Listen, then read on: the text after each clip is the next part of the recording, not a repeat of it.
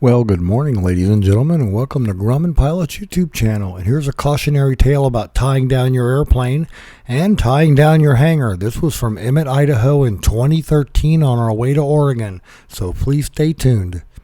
So we would like to ask you please subscribe, hit the like button, and hit the notify to stay current with our content.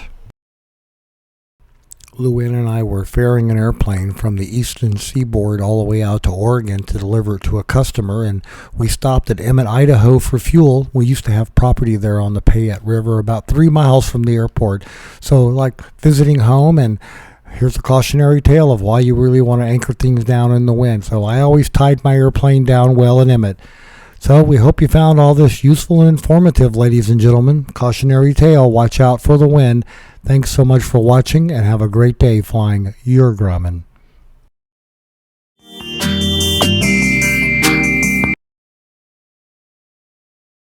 Forget buying expensive toys for your kittens and cats.